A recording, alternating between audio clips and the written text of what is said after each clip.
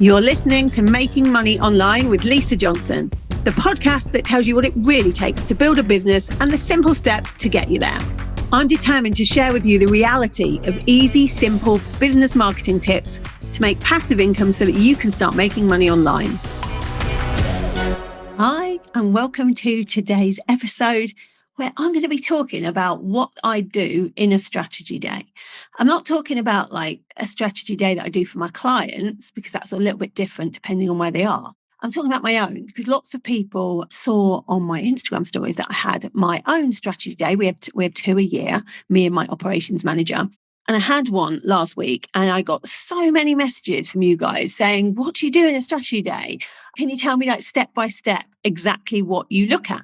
And I can do that. That's something I can easily teach you. I don't think it should be something that people hide or some kind of secret, because we should all be having strategy days. We should all be thinking about our business in a way that we actually think about the strategy rather than just wake up one morning and go, right, what are we going to do today? And lots of people ask, how we got to 4 million this year. And the how is what we do in the strategy days. So let me tell you how we do it. We basically start backwards. So my operations manager, Zoe, and this used to be just me doing it on my own, but now I do it with Zoe because she knows all the numbers and the metrics and the figures, and I don't keep track of those as much as she does. So we'll go into the room and she will say, the first question she will ask me, she will get a flip chart, get a pen, and she'll go, how much do you want to earn in the next year? And it all boils down to that at the end of the day, because that's why you have a strategy day, to work out how you can reach your goals. So I suppose the first thing to say is, if you don't have a goal of how much you want to earn in a year or in a month or in the first quarter, then do that first, like work out how much you want to earn. So we said we would like to earn 4 million, and we've just done this year's, and we've said, how much do you want to earn? And it was a little bit more than that. It wasn't double, but it was a little bit more. And so then we said, okay, so if that's how much we want to earn, let's now go into our services. So everything that we sell, we write down on a big list, everything we're already selling. And then we kind of say, well, out of the things we're doing right now, what don't we enjoy? And then everything we don't enjoy, because I really believe that a business should be for you. It should really fit you. You shouldn't ever wake up in the morning and go, oh God, I've got to do that thing, which I've definitely done before. Even in business, I definitely did it in my corporate life, like nearly every day. But in business, I've had that where I've gone, oh, I've got to do a thing. And then somebody said to me, well, why do you do it? Why do you offer it if you don't like doing it? And it's because I think sometimes we feel like we have to, because that's what everyone else does. I remember at the beginning, one-to-ones, everybody did a 3-month one-to-one thing where you'd speak to somebody every week. I just did not enjoy doing it. I felt like I could teach these people everything they needed to know in one day. Why was I like dragging it out over 3 months? And so I felt like this is our business. We get to choose. We get to decide when we wake up in the morning what we want to do. So the first thing is to like put a big cross through any of the services that you definitely don't want to do. And we've done that plenty of times. And then we say, with the things that we have already, are there any changes to those services that we need to make? We would spend quite a long time on this, usually a couple of hours. So we'd go through each of the services and kind of go, what isn't as good as it could be for the client in this? So this is exactly how, if any of you have done my one-to-many program, which is like a 6-month program on how to make passive income, how that started was people were asking for one-to-many. So in one of these strategy days, I said, right, that's what I'm going to offer. But then in the next strategy day, we looked at all our offerings and we looked at one-to-many and said, okay, what isn't working for the client? And look, quite a lot of the people who were on that program never finished it. And if they don't finish it, then they're not going to get the results. They're not going to implement, they're not going to get the results. So we were like, oh, how can we stop this from happening? We said, well, by the looks of it, we like looked at all the metrics online where they were stopping. And it looked like where people were stopping was the sales funnel part. People didn't like the tech and they weren't implementing it. And it was making them so frustrated that they weren't going on to the next module. And so we said, well, how can we change this? And so we sat there and we brainstormed loads of ideas. And that's when we came up for, well, actually, how we can change it is we can give them, it's worth us paying a few £100s to give them a bespoke sales funnel just for them so that it moves them forward. And that worked. And that's also how the accountability pods came around, because the next year we had a look and we said, it works. We did what we always do in a strategy day, and we looked at one-to-many and we say, did it, like what's gone well and what hasn't gone well. And we said, well, the change we made in the last day works. People are now getting to about module 8 before they stop. They're still not all getting to the end. So we're like, okay, what do you think it could be? And we realized that, when people are doing a program, if they've been doing something for 2 months, everyone gets a bit bored, don't they? Like, even I get a bit bored if I'm doing something for 2 months, and life gets in the way. And it's really hard to stay motivated when you're having to put quite a lot of work in. So we were like, well, what can we do to change that? And that's how we came up with the accountability pods that we now have in one-to-many, because it kind of forces people to get to the end. And we need them to, because we need them to get the results that we've promised them. And then when we went back and said, okay, what's working in one-to-many? Everything is. Everybody's getting to the end. Everyone's finishing what they should be doing. People are getting amazing results. And so all these things happen just because of a strategy day. So if we didn't have a strategy day where we sit down and go, what's working and what's not, nothing would ever improve. Nothing would ever get better. It would just always be the same course over and over again. And I really want to make sure, and you should too, with your own services, that you improve them year after year so they become the absolute best out there. So that's what we do. We go through all of our services and go, how do we plug the gap that the client needs to make this even better? It is a balance, though. So you have to kind of realize that it has to work for you too, not just the client. So for instance, in my membership, the GSD Society, we ask always in there, what do you want more of? What would you like from us, so that we can make it better for them? But obviously, the main thing that people say is, oh, we would like Lisa to teach us all about passive income. And that's not something we're ever going to give in there, because people are paying £49 a month. And I teach people how to make passive income, like one-to-one or even small groups, in my mastermind, which is like 18 to 20,000. So I'm not going to be giving the same amount of things in a mastermind as you would in a membership. So it's all about having a product suite which is fair to the people paying and how much they're paying, so they get what they are paying for, but also that is fair to you and your time. Your time is your most precious asset. So you need to be like charging for it properly. So make sure there's that balance. If people are asking you for things, see, can I do this? Can I put this in without it affecting another product that I've got? So then when we've gone through all of that, so we'll have sat down, gone through every single thing that we do. What are we not going to have? What are we going to make better? How are we going to make it better? We will then go, okay, so that's our product suite at the moment. What are we adding into it? Do we even need to add anything into it?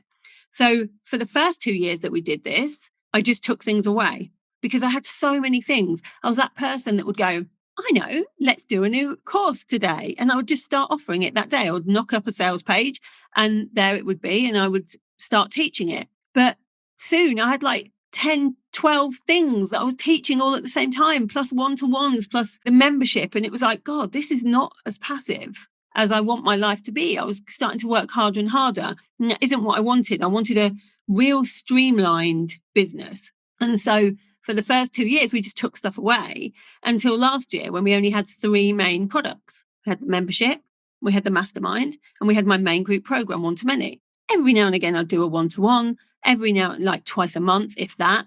Every now and again, I would put something else out there that people had been asking for, but there were mainly 3 main things. So then this year, when we sat down, we were like, do we need to add anything in? And we're like, well, yeah, because I'm not doing much. Like, I feel like I'm not working very hard at all.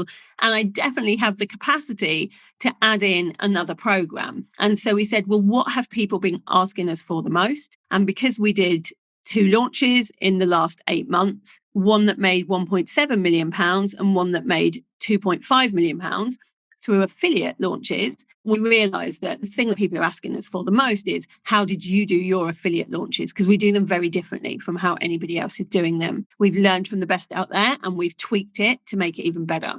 And so that's what people were asking for. And so we said, okay, well, let's add that in. And so then we worked out all of the details of what that's going to look like. What's the offer going to look like? We didn't go into minute detail of what's going to be in each model and that kind of thing. But we're like, how many people do we want on? How many times do we want to offer this? Is it just a once a year thing? How much do you think we'll charge for it? All of those kind of things. What's it going to look like? So we also decided this time to add in some tiny offers. Tiny offers are offers that are like between, I don't know, £7 and £49. And how they work is a bit like a tripwire. I'll talk about tripwires on another episode.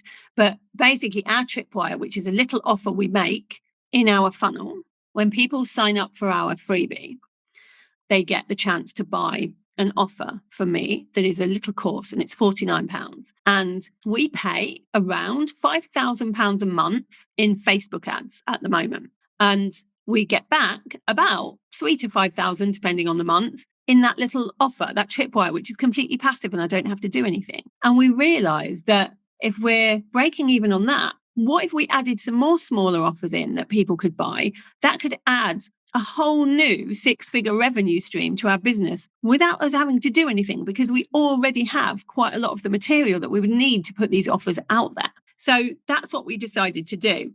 So we looked at like what they would all look like and we added them in. So then we've got a suite of services. We knew what we were going to sell over the next year. So then we looked at the financials. So how many people do we need to sell to in each of those programs to hit that financial goal at the beginning? And we worked all of that out. So we, wrote it all down. And then as soon as we knew that, the question then goes to, okay, now we know what we're going to sell. We know how many people we want to sell it to. How are we going to make sure that we get that many people in each program? And this is where the marketing bit comes in. So then you spend a couple of hours on marketing, like, okay, what's working now? The tripwire is working. Doing the challenge launch is working for one to many. Not doing any launch for the mastermind is working. People are just getting in contact with us and finding us, and personal outreach and that kind of thing. So what's working, what's not working? Is the quiz working? What about our lead magnets? What about our funnel? And this is where we've decided to experiment a little bit. So we're going to take out our first 5 nurture sequence from our emails. I'm just going to take them out.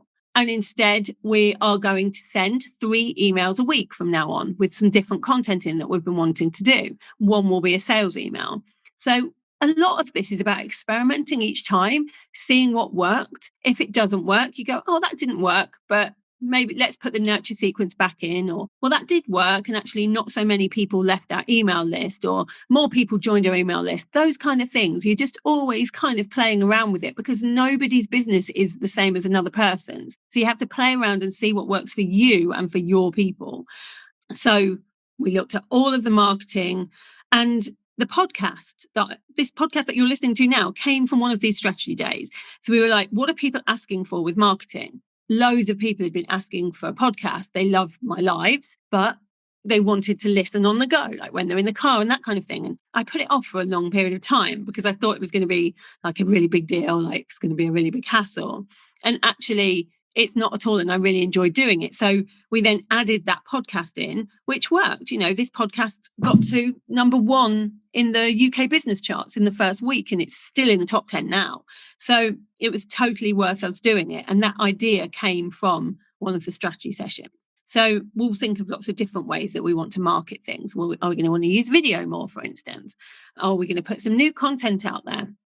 We also look at trends. So what's happening in the market at the moment from what we've been reading, what we've been looking at, where are the trends going? This is why we did our quiz way before anyone else was doing quizzes, because we could see that in the US, quizzes were becoming more and more popular and people were really growing their email list with them. So we did one very quickly. We got one out there and it's brought in, our email list has gone up to 20,000 from 2,000 in about a year and a half. Because of that quiz. That was because we were looking at trends for the strategy meeting. And that wouldn't have happened if we didn't have a strategy meeting. So then what do we look at next? We look at team. So we're saying, this is what we need to achieve. This is how we need to market to get there. What team do we need to achieve all of that? Where are the gaps in our team now to be able to get there? And where are we seeing that we're falling down a bit and we're not so good? Like, how is the team performing? Are we using their best strengths? So for instance, my sister works for me and she's been doing all of my PA work, which is getting more and more and more because I'm being invited to talk on more things, to do more events, to go on people's podcasts. So she's been like sorting out my calendar and being like an executive assistant. But she's also been doing, since she started, and she's only part-time, all of the social media.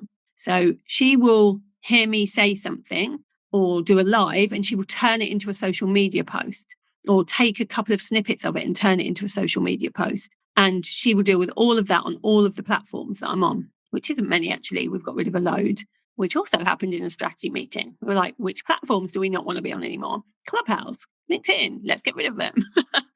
But she's been doing all that. And we realized that there was a gap. We were like, Marie's doing too much work, and her strengths lie in the organizing things for me, not in the social media stuff. And so we said, okay, well, the team member that we're going to need for this year then is a marketing manager. So, what could they do? And we wrote the job description in that strategy day. So there were two other jobs that we realized we needed: a financial manager, and we needed somebody that was always looking at the numbers and how we could best do things, especially for tax and for investing and that kind of thing, because we're doing more of that in the business. And we have a sister property company that we just started. So that was something that we needed.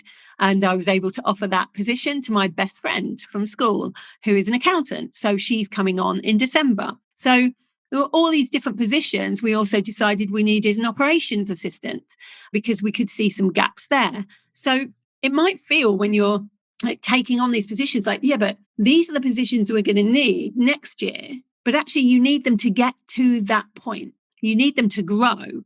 So if you wait until you're in a position to, have a team that big, you won't get there, because you need those people to get you there. So always look at the staffing and what's working there. And that might be at the moment just you. And do you need a few hours of a PA or a VA or someone technical or someone to do your Facebook ads, if you're even doing Facebook ads? So it's about looking for what you really need. So what do we do then? Once we've worked out all of that, how we're going to make the money, how exactly the structure of what we're going to sell and how we're going to make it and how we're going to market and what staff we're going to need to do it, then we look at the issues in the business.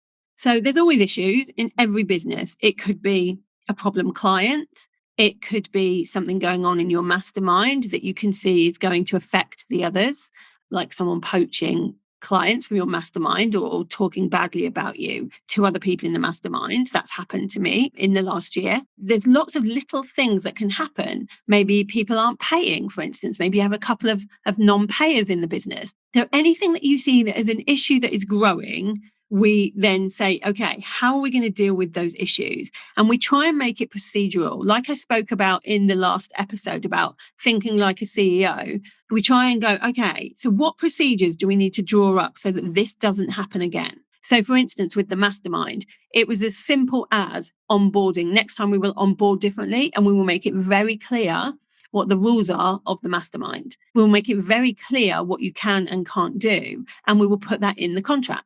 It's as simple as that. But sometimes if you don't sit there and actually work out what the issues are, then you can't find a way to make sure those issues aren't there still next time. This is also the bit where the only time I get to have a rant about the things that are going wrong. We all need a rant. Let's not pretend like I'm Mrs. Perfect CEO that sits there and goes, oh, well, these are just some problems that we can fix, and this is how we're going to fix them. Sometimes it's the only chance to go, this bit is a nightmare and we need to get rid of it. This person is doing this, this, and this. And because it's a closed environment with just my ops manager, it's the only time I feel like I can really say it like it is and not be as professional as I would be with the wider team. It also helps me not put stuff on social media, because it's like, the world doesn't need to know. I can just tell my ops manager. So it makes me feel better. So we do that. We deal with all the issues. Then we talk about launches that we've had, and we do a whole debrief on the launches. And the reason we do this is to see what we would do differently if we launched again. What worked, what didn't work, what our conversion rates were, which are really important. Because if you know what your conversion rate is, let me just explain in case you don't know what a conversion rate is. Conversion rate is how many people in something then did something else. So how many people in my Facebook group signed up to my challenge? How many people in my challenge went to the sales page? How many people that looked at the sales page bought the course? Once you know all those numbers, you can work backwards for next time and go, well, my conversion rate is, 10%. So if I want XX number of people to buy my product, I need this many people in the challenge, this many people in the Facebook group or on my email list at the start. And you can work backwards and engineer it, which is good, because then you're forecasting and things aren't quite so just hope, like crossing your fingers and hoping that something will happen. You can actually engineer it that way. So we'll go through all the launches and what we're going to do differently, what the conversion rate was it higher than last time, especially with our affiliates, because now we use affiliates on one of our launches. What were their conversion rates? Who do we want to use next time? Who don't we want to use next time? Were there any problems with the affiliates? Did any of them make us have to work harder because they were hassle? Like we look at everything because that's how you make decisions. Then when we've sorted what we're going to sell to how many people, what the conversion rates are, how we're going to launch, how we're going to market it, then we look at when. So we map it all out on a big calendar. So go, what's going to go there? What we're going to sell in January. Like usually we do one thing per quarter. Like when is our big launch going to be of one to many? Because that's every year. So this year we did it in June and we realized that actually going over the summer holidays for delivery isn't the smartest move.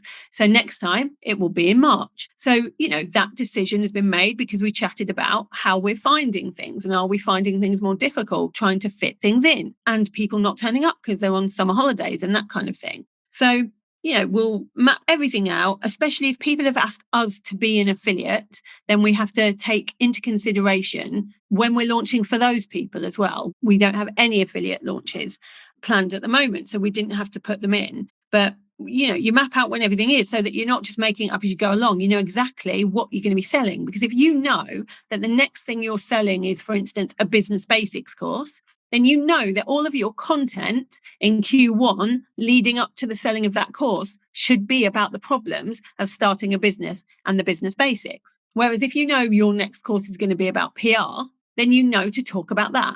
So it helps with all of your content when you know exactly when you're going to sell things. And then if we have time, we go into detail on the next launch, like how we're going to launch. Are we going to do a challenge? We're going to do a summit. But normally by then, me and Zoe have turned into people that just want to chat about life and gossip with each other. And the first time we did it, I got bored after about 3 hours and said, can we just go and have lunch at the Shard? And Zoe said, you're never doing this to me again. I get one whole day with you. Next time we are going to sit there until everything's done. And now we do, and we're really good. And we just get everything done. And then 6 months later, we'll have another strategy day. And we will say, are we still on track for where we want to be? Does any little things need to change on the way there? Has anything changed in life? For instance, I got 2 book deals recently because my podcast went to #1. People heard it.